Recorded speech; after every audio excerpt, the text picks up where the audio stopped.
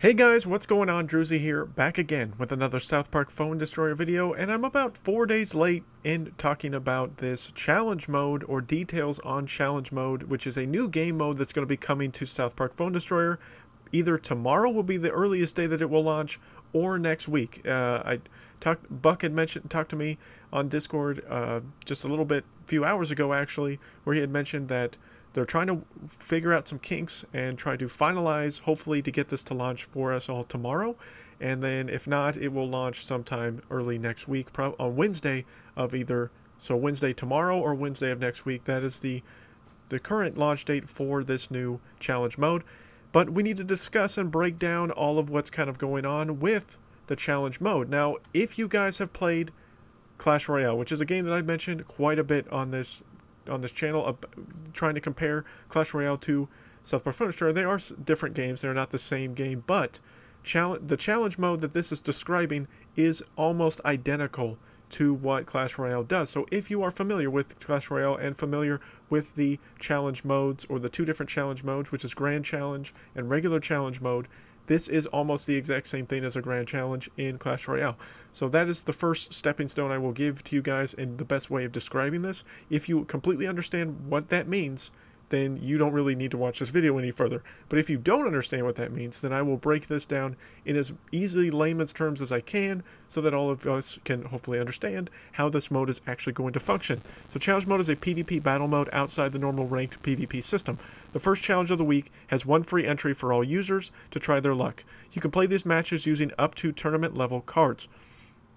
So essentially what tournament level means is friendly battle levels. Level 4 commons, level 3 rares, level 2 epics, level 1 legendaries. These work similar to friendly fights, which is what I just explained, but with a slight difference. Cards are capped at various levels. Commons will be base level 4, rare 3, epic 2, legendary 1, and your new kid will be capped at 11. So again, same standard as friendly battles. This will keep the battlefield for new players and veterans alike. However, cards will not scale up. So essentially, if you have let's say you just got Terrence and Phillip, that was the newest card that just came out. Let's say you only got Terrence and Phillip to level 2 common. Then they will not scale up to level 4, which is the cap for common cards in this challenge mode. So they will still be level 2. So if you have under-level cards, this will still affect you in this regard. If you have a legendary card, even at level 1, it will stay as a level 1 legendary card. You don't have to worry about putting materials into it. It's just more or less card level, not where in your card level you are. So a max level 2 isn't going to be any stronger than just a level 2. It's just straight standard level 2 common card. If you have it to level 3 and just unlock level 3, then it's just standard level 3. If it's level 5, it will be dropped down to standard level 4. So hopefully that makes sense to you guys and there's no confusion there. In challenge mode, you will earn rewards for each win, going all the way up to 12 wins. In order to fully complete the challenge ends when a player wins all of the rewards or loses 3 times, whichever comes first. So you don't have to lose 3 in a row, it's if you just lose 3 matches. But every time you win of the 12 wins, you're getting 1 new reward. Now, from what I understand and what I think is probably what it's going to end up being is, hopefully, I don't believe you should be able to just do challenge mode over and over and over and over again, to where if you win, if you say you get a 12 win and then you pay the Cartman cash, which is 25 Cartman cash, to reset it, that you can win all those rewards again. I assume there'll be one-time rewards for all those 12 wins. Then I also assume, say you get knocked out on win 8. So you win 8 matches, lose 3. So then now you're out. I believe then that those 8 rewards are going to be yours. Then those final 4 for 9, 10, 11, and 12, you're going to have to redo the challenge and get those last 4 challenge rewards. Now, it doesn't really go into full detail stating that that is what is going to happen. I'm just going off assumption here. But because there is a leaderboard that will showcase players that earn the highest scores during the duration of the challenge, and one of them is victories, maybe I'm wrong here. Maybe there will be unlimited amount of rewards you can win if you just keep winning 12 wins, 12 wins, 12 wins, and spending that Cartman cash to reset, that you can just get a ton of extra upgrade materials and possibly other things, maybe cards. Who knows what it's going to be? Will maybe the 12th win be a guaranteed legendary card? Who knows? I guess we'll have to wait to find out, either tomorrow again or next week, hopefully tomorrow, because I would love to do a video on the challenge mode as well as stream. I will, if the challenge mode is tomorrow, I will stream for maybe an hour, hour and a half, maybe 2 hours on Twitch. So if you guys aren't following me on Twitch, please, that information is down below in the description. So again, the leaderboard will show for victories, bonus for winning before overtime, phone destroyed, phones defended, total time left after victory, and at the end of a completed challenge, bonus for no loss. Similar bonus for 1 loss. So I guess that means there will be a leaderboard for number of people that won 12 wins without losing. Things like that. So again, this is going to be more focused on skill base rather than just people that dumped whales that dumped thousands upon thousands of dollars into this game. So we're all going to be on a relatively level playing field outside of the fact that you just need the card levels to the base stats. So if you don't have a legendary card, you can't play them. So if you, say, don't have Mr. Hanky, then Mr. Hanky's not playable for you in this challenge mode. You have to have it. So you have to build your own decks here, guys. This is not going to be something where, from what it sounds like, there's not going to be tokens necessarily similar to other PvP, and there is also not, cards that you use to get point system or anything like that. This is just your main decks, hopefully at the right levels, in a friendly battle setting. So I would assume decks that really work well in friendly battles would dominate in this mode. So you need to change the mindset a little bit and not just focus on just cards you understand maybe, but more or less cards that you think would excel best in a friendly battle scenario. So that's just a lot of different details are just going to need to be thought of when creating some of these decks. If you have some great deck suggestions for people that are going to want to know and use, put them down in the comment section down below. I don't know of any decks myself. I'll try to mess around with some tomorrow, hopefully, if this goes live, and then of course make a video for that of some of my deck suggestions for you guys if we're able to partake in the challenge mode tomorrow. All of these challenges can be retried multiple times. You can also earn better scores. Your highest score will always be kept and the lowest score will not be shown. So you can do the challenges multiple times. It does not mean you get rewards multiple times. It just means you can do multiple challenges to get higher scores. Now, does that scoring mean you get bonus rewards if you go through that?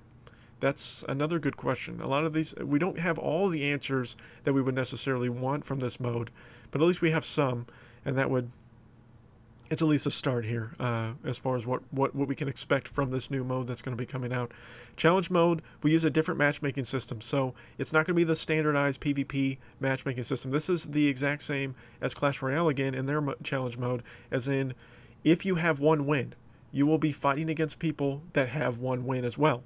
Or you will be put in a new pool of searching for someone that has 1 win in this challenge mode. If you have 11 wins and you're going for that 12th win, you will be fighting against other people that are also going for their 12th win. This is not scaled on losses, this is scaled on wins. So this is determining the challenge mode or your selection in your matchmaking system for someone with the same number of wins as you at the time of you submitting for that request.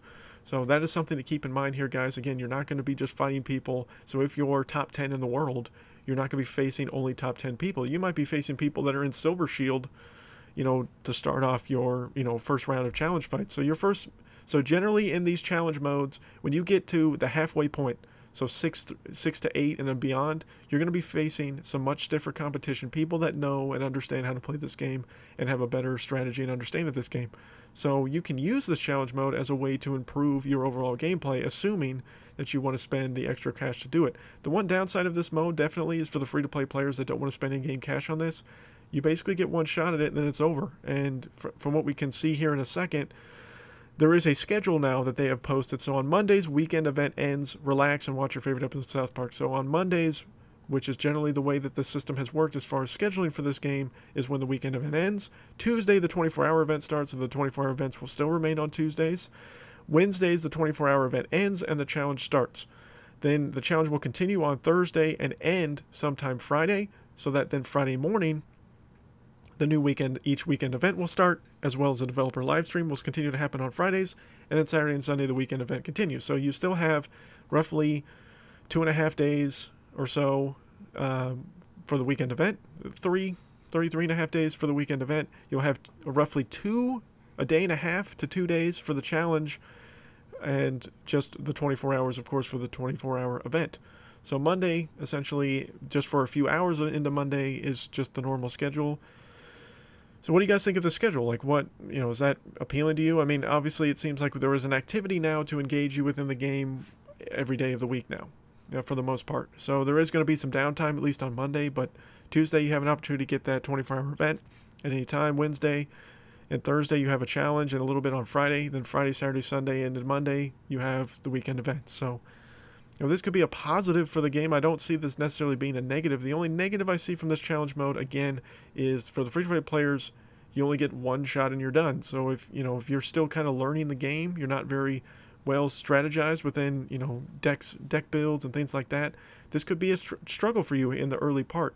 How long will challenge modes go? I mean, hopefully this is an indefinite thing within the game. I don't think this can necessarily hurt the game. I'm sure that there will be changes that will be made within challenge modes accordingly as necessary.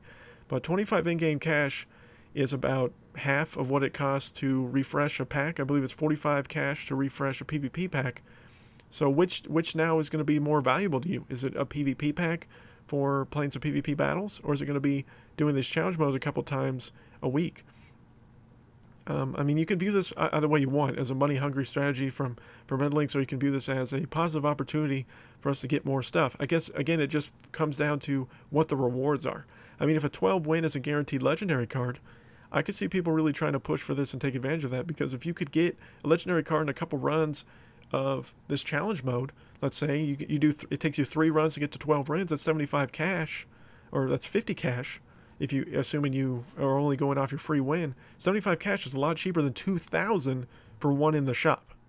So again, this is just kind of a pro and cons thing, but we'll have to wait to see. Hopefully tomorrow we'll know the answers to these questions as far as how useful this challenge mode is going to be.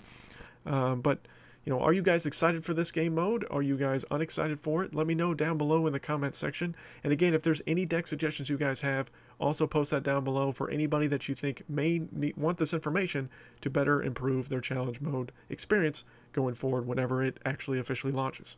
All right, guys, thank you guys again for watching. And, I'm interested to see how this challenge mode works out for us. I'm really hoping that it does launch for us tomorrow so that we can have a better understanding of how this is going to go. I will give you all the details and information that I can on this challenge mode once it goes live, as soon as I can when I'm off work and stuff like that, to give us all the best opportunity to hopefully succeed in this challenge mode. And I'm going to be pushing for a 12 win myself. Don't know if I'll end up getting it, because I'm by no means ultimately skilled at this game. There are some much more stronger players that play South Park Frozen Shore than I do myself, but this could be hopefully a thing that will help boost the game in a positive light rather than a negative one, which I know there's been kind of mixed feelings within this game for the last couple of months now. But I think that Red Links has been doing a more positive job in certain regards for this game. I think this new mode is a nice change. There are definitely some things that I would like to see added to the game in the near future, but this is definitely a positive start in the right direction in my opinion. But again, let me know what you think down below.